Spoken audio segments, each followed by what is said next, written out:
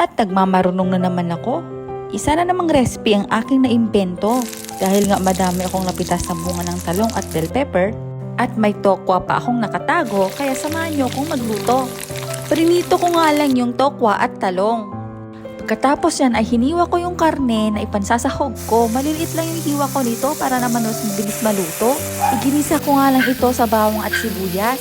Alam nyo dati ayaw na ayaw ko ng tokwa. Ewan ko ba na-weirdoon ako sa lasa nito.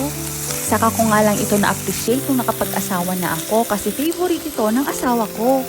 Nung nakaraan nga ay nagluto ako ng adobong sitaw na may tokwa din at sobrang nagustuhan ng asawa ko. Sa katunayan nga itong lulutuin ko ay parang adobo din pero talong nga lang ang ilalagay ko.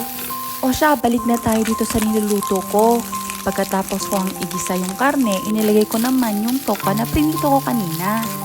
Sumunod nito ay nilagyan ko na ng toyo, oyster sauce at konting tubig.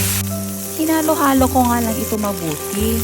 Kayo ba, gusto nyo rin ba yung tokwa? At ano yung pinakagusto ng recipe nito? I-share na naman sa akin para yun ang lutuin ko next time. Pagkatapos kong mahalo yung mga ingredients, nilagay ko naman na yung bell pepper.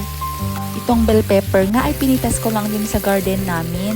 Sobrang nakakatuwa kasi ang sipag nilang mamunga at gustong gusto rin ng mga fur babies namin papakin ang bell pepper. Ayun, at balik nga ulit tayo dito sa niluluto ko. Kanina nga ay naglagay ako ng konting nor liquid seasoning at konting asukal pambalanse ng lasa. Pagkatapos nun ay inilagay ko na yung prinito kong talong at hinalo-halo ko lang ng mabuti. Naglagay din pala ako ng cornstarch para naman lumapot yung sabaw nito. Nang sa gayon ay mas maging malasa yung talong at tokwa. Tinikman ko nga ito kung sakto na sa panlasa ko pero natabangan ako kaya nagdagdag ako ng toyo, nor seasoning liquid at saka suka. Ayan nga, at sa tingin ko swak na to sa panlasa namin ng asawa ko. Luto na ito, maglalagay lang ako ng durog na paminta. Kaya kung nagsasawa na kayo sa laging prito o tortang talong, subukan nyo ito. Tara, kain na tayo. Salamat sa panonood!